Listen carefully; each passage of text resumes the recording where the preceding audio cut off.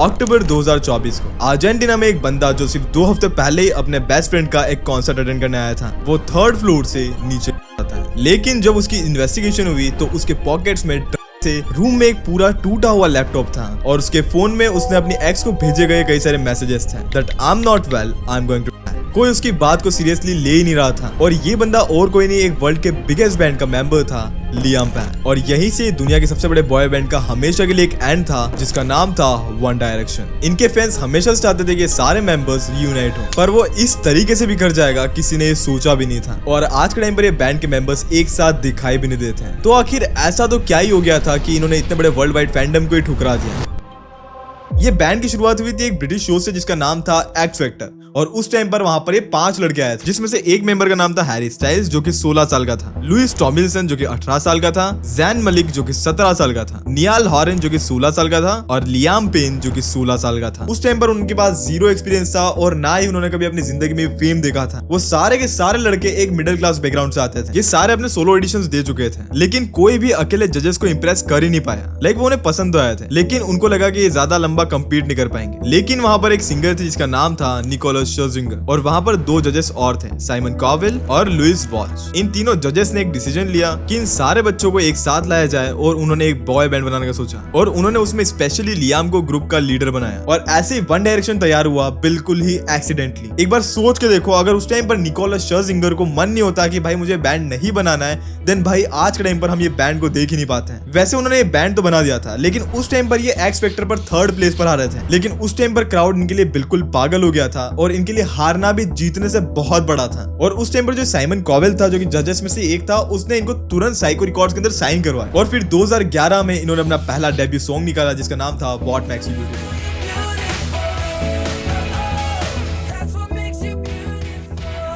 ये बहुत अच्छा गाना था भाई, ये एक रात में वायरल हो गया। मतलब ये गाना यूके में #1 पर रैंक कर रहा है और यूएस चार्ट्स में तो इसने आग लगा दी थी। और 2012 में यूएस में एसएनएल डेब्यू, स्टेडियम टूर्स और 70 मिलियन से भी ज्यादा इन्होंने रिकॉर्ड को सोल्ड कर दिया था, वो भी वर्ल्ड वाइड। सोशल मीडिया पे तो भाई इस फैंडम ने आग लगा दी थी। मतलब जो मीडिया एक्सपर्ट होते हैं उन्होंने ये बोलना स्टार्ट कर दिया था कि इंटरनेट का पहला एक मेगा फैंडम। मतलब तुम ऐसा समझ लो कि उस टाइम पर ऐसा बैंड था जैसे कि अभी के टाइम पर बीटीएस है, वैसा ही इसका फैंडम था। लेकिन उस टाइम पर इस बैंड के लिए भाई लड़के आ गया, भाई लड़के भी पागल थे। मैं भाई इनका कोई पुराना फॉलोवर तो नहीं हूँ, लेकिन जब मैंने इनका गाना सुनना स्टार्ट किया था 2022-23 के अराउंड में, जब नाइट चेंजेस वाला गाना वायरल होना स्टार्ट हुआ था,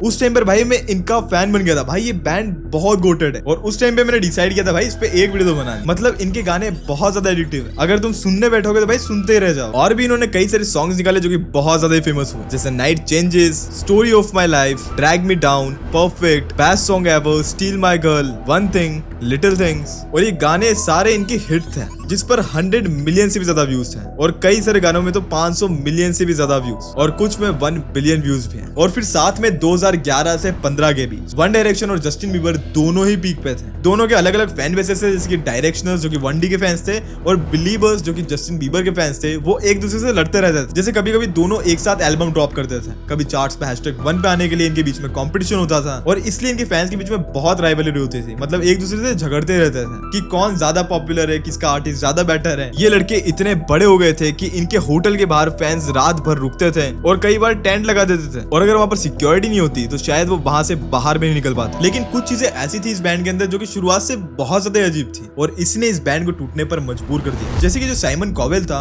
उसने हर एक मेंबर को जानबूझ करके एक फिक्स पर्सनैलिटी दे दी थी, जैसे कोई क्यूट है, कोई फनी है, कोई बैड बॉय है, कोई सेंसिटिव है। मतलब वो उनकी एक्चुअल पर्सनैलिटी थी भी नहीं, लेकिन फिर भी उनको ये पर्सनैलिटी दे दी कि उनको पब्लिकली लोगों के सामने ऐसे ही रिएक्ट करना है ताकि जो भी टीनेज गर्ल्स थी उनके सामने इनकी मैक्सिमम अपील हो पाए। ऐसा मान लो कि साइमन ने कोई ब्रांडिंग नहीं की थी, बल्कि उनके आइडेंटिटी के साथ ये खेल रहा था। जैसे कि तुम्हें पता होगा जैन मलिक के बारे में, ही इज वेरी फेमस भाई। अगर तुम्हें फिर भी नहीं पता देन भाई तुम्हें पता होगा कि हर नाई की दुकान में जैन के पोस्टर्स होते ही हैं क्योंकि उसके लुक्स बहुत ज्यादा अच्छे हैं। कई सारे इंडियन एक्टर्स तो भाई इसके पीछे पागल थे। I want to know if Zayn Malik likes you. It's the burning question in my heart. Actually मेरा सिर्फ एक ही क्रश है जो है Jain Malik. I love him. वैसे तो जैन एक पाकिस्तानी ब्रिटिश लड़का था जो कि अपनी आइडेंटिटी को एक्सप्रेस करना चाहता था। वो बियर्ड भी रखना चाहता था, वो बाल भी कलर करना चाहता था, उसको खुद का म्यूजिक भी बनाना था, लेकिन मैनेजमेंट ने उन्हें कई सालों तक ये सारी चीजें करने से मना बोल दिया। एक टाइम था जब वन डायरेक्शन पूरी दुनिया का सबसे बड़ा बॉय बैंड था, उसके पास फेम था, टूर्स थे और बड़ी बड़ी डील्स थी। पर जब पैसा और प्रेशर दोनों एक साथ आते हैं तब फाइनेंशियल डिसीजन लेना और भी ज्यादा इंपॉर्टेंट हो जाता है। और यही बात नॉर्मल लोगों के लिए भी बहुत सच है। वॉर और महंगाई के बीच में लोग काफी ज्यादा फाइनेंशियली स्ट्रगल कर रहे हैं और सिर्फ सैलरी पे सर्वाइव करना अब मुश्किल होता जा रहा है। इसलिए मुझसे कमेंट सेक्शन में कई सारे लोग पूछते रहते हैं कि आखिर इनकम कैसे बढ़े। इसलिए मैं आपको एक शानदार ऐप से इंट्रोड्यूस करवाना चाहता हूँ, मार्केटफुल। ये एक सेबी रजिस्टर्ड ऐप है जो कि इंडिया में काफी तेजी से बढ़ रहा है। इधर चाहे मार्केट ऊपर जाए या फिर नीचे, आप एक अच्छी इनकम कमा सकते हैं, वो भी ट्रेडिंग के जरिए। और इनकी एक्सपर्ट टीम आपको 1-on-1 कॉल पर गाइड करेगी कि आपको कहां पर ज्यादा फायदा होगा। चलो देखते हैं इसे यूज कैसे करते हैं। मैंने यहाँ पर पिन डाल करके लॉग इन कर लिया, बस फॉलो ट्रेंड के ऊपर क्लिक किया और यहाँ पर आपको प्रॉफिटेबल ट्रेंड्स बताता है जो कि मार्केट के अंदर भी चल रहे हैं। और बस आप एक ही क्लिक में इसे फॉलो कर सकते हैं और आप यहाँ पर एक छोटी अमाउंट से भी ट्रेडिंग स्टार्ट कर सकते हैं, जहां पर आपको दूसरे ऐप्स में 3 गुना ज्यादा पैसे चाहिए होते हैं इन्वेस्ट करने के लिए। इसमें एक इनबिल्ट स्टॉप लॉस फीचर भी है जो कि आपको नुकसान से बचाता है। जैसे एक ट्रेड लॉस लेवल पे होता है तो वहां पर ये ऑटोमेटिकली स्टॉप लगा देता है ताकि आपका ज्यादा नुकसान ना हो। और इनका ब्रोकरेज भी इंडस्ट्री में one of the lowest brokerage है। देखिए यहाँ पर प्रॉफिट ट्रेंड के हिसाब से मूव कर रहा था। मैंने स्टॉप ट्रेड के ऊपर क्लिक किया और मुझे यहाँ पर 1476 रुपीज का प्रॉफिट बुक हो गया, और वो भी इतने कम समय। इस पूरी फैसिलिटी को आप 99 रुपीज की लाइफ टाइम फी के अंदर यूज कर सकते हो। आप यहाँ पर सब कॉमोडिटीज जैसे gold, silver, crude oil, natural gas, इन सब के ऊपर भी ट्रेड कर सकते हो, वो भी इतनी आसानी से, वो भी सुबह की 9 बजे से लेकर रात के 12 बजे तक। मार्केट वुल्फ ऐप आपको फ्री में रिकमेंडेशंस भी देता है। एक बार ये देखो, लोगों ने एक दिन के अंदर 11,850 रुपए का प्रॉफिट बुक किया और पिछले साल 5,03,940 रुपए का, और इस साल सिर्फ 4 महीनों में 82,314 रुपीज का प्रॉफिट बुक हो गया। और इस प्रॉफिट के ऊपर मार्केट वुल्फ का कोई कमीशन नहीं लगता। मार्केट वुल्फ ऐप के ऑलरेडी 2 मिलियन से ज्यादा डाउनलोड्स हो चुके हैं। लिंक मैंने डिस्क्रिप्शन में और कमेंट सेक्शन में पिन कर रखा है, तो वहां से तुम इसे इजीली डाउनलोड कर सकते हो। उनको स्ट्रिक्ट रूल्स के ऊपर चलना था और सारी चीजें जो उन्होंने बोल रखी थी वैसे ही करनी, लेकिन बाद में जैन ने ये बताया कि उसे सारे चेंजेस करवाने के लिए बहुत झगड़ा करना पड़ा था और तब जाके सारे चेंजेस हुए थे। I mean, I didn't like to be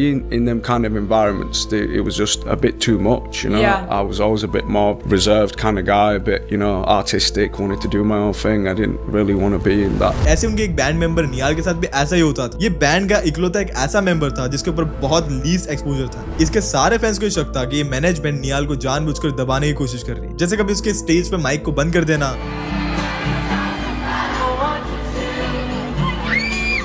इसलिए फैंस ने उसके लिए कैंपेन चलाया जैसे लेट नियाल सिंग, और इस मेंबर को सबसे कम रिकॉग्निशन मिला पूरे बैंड के अंदर। और इसलिए यहाँ पर सबसे बड़ी प्रॉब्लम थी, वो थी कॉन्ट्रैक्ट की। JLS मेंबर का एक ट्वीट आता है जहां पर वो ये बोलता है, that is the reason called psycho is called psycho, 1D is legally trapped. ऐसा मान लो कि बैंड के जितने भी मेंबर्स थे ये पब्लिकली मैनेजमेंट के खिलाफ बोल ही नहीं सकते थे। मतलब उनके जो रिलेशनशिप थे उनको भी मैनेजमेंट ही कंट्रोल करता था। तुम एक बार सोच के देखो भाई, कितनी बेहुदा चीज है। उनके हेयर स्टाइल, कपड़े, सब कुछ अप्रूव्ड होना चाहिए था। और अभी तुम्हें पता होगा कि BTS के साथ भी अभी ऐसा ही होता है। जो तुम्हें वो अच्छे लेवल पर दिखते हैं भाई, उनको मैनेज करने के लिए बहुत सारी चीजें होती है जो कि बहुत क्रूअल होती हैं। तो कभी भी जो दिखता है भाई वो वैसा होता नहीं। पूरी दुनिया को तो भाई यही लगता था कि ये 5 लड़के क्या मस्त जिंदगी जी रहे हैं, लेकिन रियलिटी जस्ट इसके ऑपोजिट थी। उनके फैंस से उनको बचाने के लिए उनको एक रूम के अंदर बंद कर दिया जाता था। उनको मिनी बार्स वाले रूम्स के अंदर घंटों तक बैठना पड़ता था। तुम्हें सुन के तो भाई बढ़िया लग रहा होगा, लेकिन एक्चुअल में रियलिटी बहुत खराब थी, क्योंकि इनकी टीम में जो मेंबर था लियाम, उसको यहीं से ड्रिंकिंग की हैबिट पड़ी थी। लियाम ने अपने एक इंटरव्यू के अंदर खुद बोला था कि बहुत टॉक्सिक एनवायरनमेंट था। Was just lock us in our rooms. And of course, what's in the room? Minibar.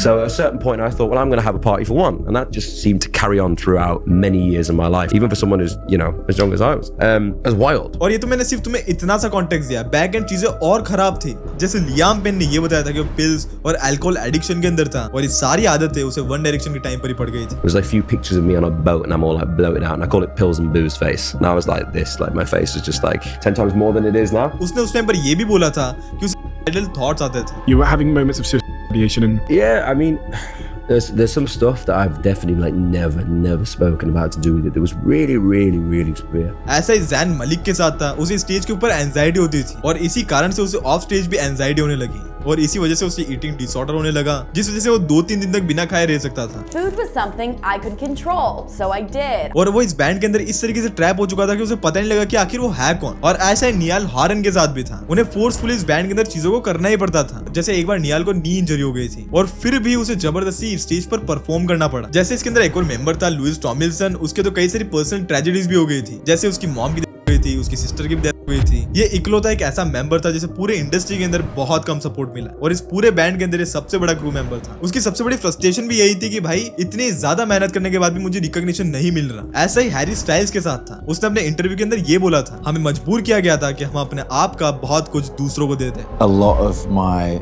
life as I was kind of like craving like quiet and kind of like private spaces, I was just feeling myself kind of like shut out a lot of the world. जैसा Justin Bieber के साथ हुआ था वैसा इनके साथ भी हुआ। इनकी पूरी प्राइवेसी टीनेज इयर्स में इनसे छीन ली गई। लाइक काफी लोग बोलते हैं कि चाइल्ड स्टार बनना बहुत बढ़िया चीज है, लेकिन रियलिटी भाई कुछ और ही है, और वो ये रियल है। और ऊपर से हैरी स्टाइल्स ने ये भी बोला कि वो बाहर से तो टीम का हिस्सा ही था, लेकिन वो अंदर ही अंदर ये चाहता था कि वो अकेले और अलग से आगे बढ़े। मतलब तुम समझ रहे हो, वहां पर उनकी कोई काउंसलिंग नहीं हो रही थी, ना ही उनको कोई मेंटल हेल्थ सपोर्ट मिल रहा था। और मैनेजमेंट को तो भाई वहां पर काम था कि उन्हें स्टेज पर रखना है ताकि वो इनसे पैसे छाप सके। ये उनके लिए इंसान नहीं थे भाई, उनके लिए जस्ट प्रोडक्ट्स हैं। नाउ सबसे पहले इस बैंड को लीव किया जैन मलिक ने। ये पूरे बैंड के अंदर एक बहुत ही मिसअंडरस्टूड मेंबर था, जिसकी इमेज उस लेबल ने कुछ अलग ही सेट कर दी थी। वो तो जस्ट एक टीनेज लड़का था जिसे बिल्कुल भी आइडिया नहीं था कि जिंदगी इतनी ज्यादा बदल जाएगी। उसने ये भी बताया कि उसके साथ बैंड के अंदर क्या होता था। I think I kind of always wanted to go, like from like the first year. Really, I never really wanted to be there. Like, If I'm being honest with you, I was like, I'm just gonna get out of here. I think this is done,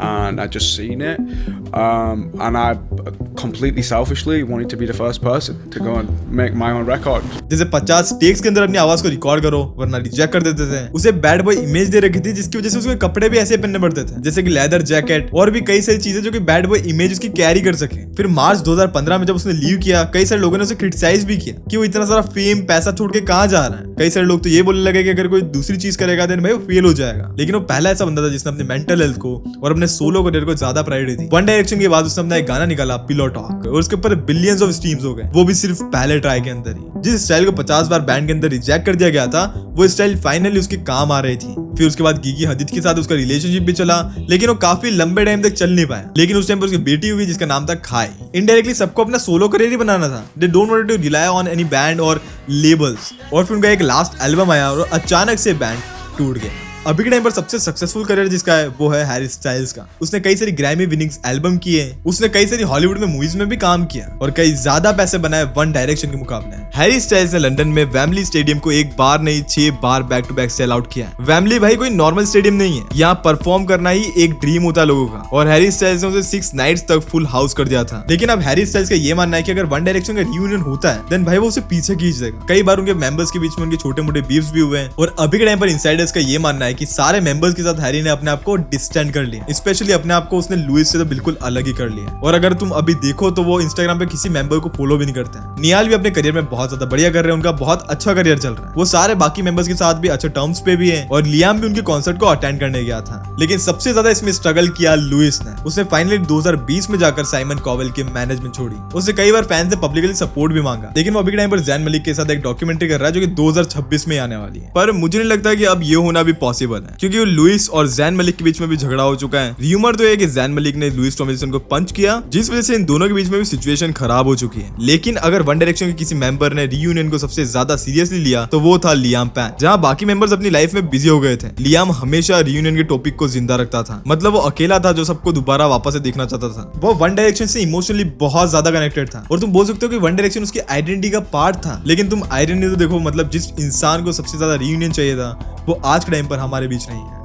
वो पूरे band के अंदर एक काफी तगड़ा singer था, तो जिसे तुम जेक ऑफ ऑल ट्रेड्स भी बोल सकते हो। उसके high notes, song writing, performance सब कुछ अलग ही लेवल पर था। लेकिन वो हमेशा से कुछ वार्निंग्स दे रहा था जिसको किसी ने सीरियस ही नहीं लिया। जैसे उसका सबसे पहला साइन था उसका सब्सटेंस यूज। मैंने पहले ही बोला था कि वो वन डायरेक्शन के टाइम पर ही काफी एडिक्ट हो चुका था। फिर दूसरा साइन था सुसाइडल थॉट्स। एक इंटरव्यू के दौरान लियाम ने अचानक एक ऐसी बात कह दी जो शायद किसी ने एक्सपेक्ट नहीं की थी। वो बात थी थॉट से रिलेटेड। साइन 3, लियाम अपनी एक्स माया को बार बार मैसेज करता था, कभी कभी अलग अलग नंबर्स हैं, that I am not well, I am going to I am not doing well. लोगों को लगा ये बस ड्रामा है, लेकिन एक्चुअली वो हेल्प मांग रहा था। साइन 4, 2024 में उसे सीरियस किडनी प्रॉब्लम्स भी हो गई थी, जिस वजह से उसका इमरजेंसी हॉस्पिटलाइजेशन करना पड़ा था। उसके साउथ अमेरिकन टूर्स भी पोस्टपोन हो गए थे। धीरे धीरे उसकी बॉडी और माइंड दोनों टूट रहे थे, यहाँ तक कि उसने कई सारी अपनी सर्जरीज भी करवाई थी और उसका मजाक बनता था। Sign 5, erratic behaviour. अक्टूबर 2024 को ब्यूनस एयर्स के अंदर वो नियाल हॉर्न का कॉन्सर्ट अटेंड करने आया था।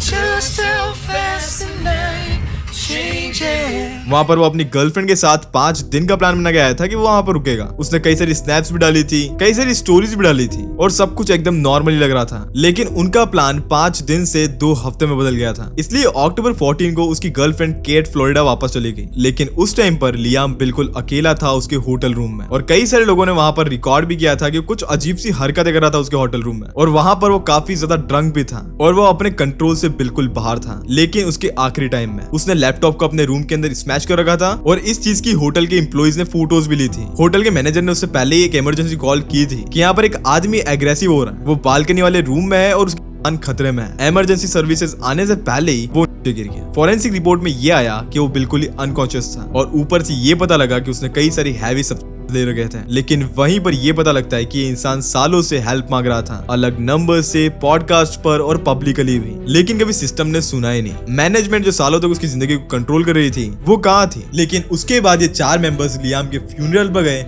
और वहां पर ये साथ में दिखाई दिए। लेकिन फिर भी इनमें से किसी ने भी एक दूसरे से बात तक नहीं की। लेकिन इन्होंने साथ में मिलकर के एक जॉइंट स्टेटमेंट दिया जहां पर उन्होंने अपना दुख एक्सप्रेस किया। लेकिन अब शायद ये बैंड कभी रियूनाइट हो ही नहीं पाएगा और इस बैंड का एंड बहुत ज्यादा ट्रेजिक था। जैसे लुइस ने ये बोला था कि वो लियाम के बिना इस बैंड का रियूनियन इमेजिन नहीं कर सकता है। एंड अभी ये सारे मेंबर्स अपनी लाइफ में बहुत बढ़िया कर रहे हैं, but this is a tragic end of a amazing bend one direction. By the way, तुम क्या सोचते हो इस पूरी स्टोरी के बारे में? मुझे कमेंट में जरूर बताना। मैं तो भाई अभी भी इनके गाने सुनता हूँ, मुझे बहुत ज्यादा बढ़िया लगते हैं। लेकिन अब लियाम के जाने के बाद थोड़ा सा हिट करता है अलग से वो सॉन्ग्स। एंड या तुम मेरे चैनल पर और भी कई सारी डॉक्यूमेंट्रीज देख सकते हो। बाकी मार्केट वुल्फ इंडिया में बहुत तेजी से बढ़ रहा है और इसके ऑलरेडी 2 मिलियन से भी ज्यादा डाउनलोड्स हो चुके हैं। तो इस ऐप के साथ अपनी ट्रेडिंग जर्नी को शुरू करो। लिंक मैंने डिस्क्रिप्शन में और कमेंट सेक्शन में पिन कर रखा है, तो वहां से तुम इसे इजीली डाउनलोड कर सकते हो। और तुम्हें स्क्रीन के ऊपर 2 वीडियोस भी दिख रहे होंगे, उन्हें भी जाकर तुम वॉच कर सकते हो। बाकी तो चैनल को सब्सक्राइब कर लेना, मुझे इंस्टाग्राम में फॉलो कर लेना। मैं मिलता हूं नेक्स्ट वीडियो के अंदर, तब तक के लिए peace and love and bye bye.